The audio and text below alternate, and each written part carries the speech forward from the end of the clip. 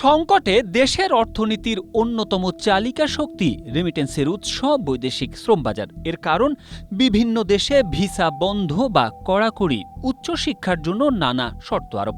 এছাড়াও অবৈধ অভিবাসনের অভিযোগে যুক্তরাষ্ট্র, ইতালি সহ অন্য অনেক দেশ থেকে বাংলাদেশিদেরকে ফেরত পাঠানো হচ্ছে। সব মিলিয়ে বিদেশে কর্মসংস্থান সীমিত হয়ে যাওয়ায় অভিবাসন খাত এক ধরনের চ্যালেঞ্জের মুখে পড়েছে। ইরানের সঙ্গে যুক্তরাষ্ট্র ইসরায়েলের যুদ্ধ এই পরিস্থিতিকে আরও সংকটময় করে তুলছে। বাংলাদেশের বৈদেশিক শ্রম বাজার মূলত মধ্যপ্রাচ্য নির্ভর। জনশক্তি কর্মসংস্থান ও প্রশিক্ষণ ব্যুরো বিএমআইটির তথ্য মতে ২০২৫ সালে ১১,৩০,০০০-এরও বেশি কর্মী বিদেশে গেছেন।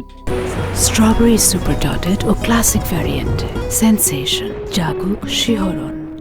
এর মধ্যে ৬৭% বা ৭,৫৪,৩৬৯ জন গেছেন সৌদি আরবে।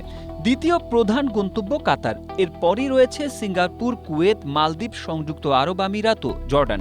যুদ্ধের কারণে কাতার, কুয়েত, সংযুক্ত আরব আমিরাত সহ অনেক উপসাগরীয় দেশ তাদের বেশ কিছু কার্যক্রমের গতি কমিয়ে দিয়েছে বা সাময়িকভাবে বন্ধ রেখেছে। এতে অভিবাসী শ্রমিকরা অনিশ্চয়তার মুখে পড়েছেন। গেল ৮ এপ্রিল কানাডা, অস্ট্রেলিয়া সহ ইউরোপের ১৩টি দেশ বাংলাদেশি নাগরিকদের ভিসা প্রদানের ক্ষেত্রে একটি নির্দেশনা পাঠিয়েছে।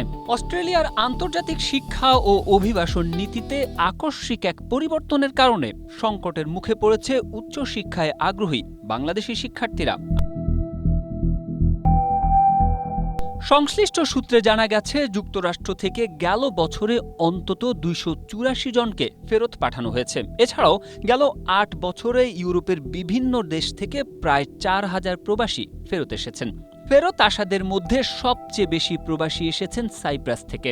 দেশটি থেকে এসেছেন ৭৬৭ জন, ইতালি থেকে ৭৪৫ জন, রোমানিয়া থেকে ৫১০ জন, জার্মানি থেকে ৪২৪ জন, ফ্রান্স থেকে ৪১৫ জন, গ্রিস থেকে ৩৮০ জন, মাল্টা থেকে ৩৩১ জন, অস্ট্রিয়া থেকে ৮০ জন, বুলগেরিয়া থেকে ৩৬ জন, সুইডেন থেকে ৩৫ জন, পর্তুগাল থেকে ২৮ জন, ডেনমার্ক থেকে ১৯ জন, স্পেন থেকে ১৯ জন, পোল্যান্ড থেকে ১৬ জন, বেলজিয়াম থেকে ১৯ জন, চেক প্রজাতন্ত্র থেকে ৯ জন, লাটভিয়া থেকে ৪ জন, ফিনল্যান্ড থেকে ৩ জন, এস্তোনিয়া থেকে ২ জন, আয়ারল্যান্ড থেকে 2 জন, নেদারল্যান্ডস থেকে 2 জন, স্লোভেনিয়া থেকে 2 জন, লিথুনিয়া থেকে 2 জন।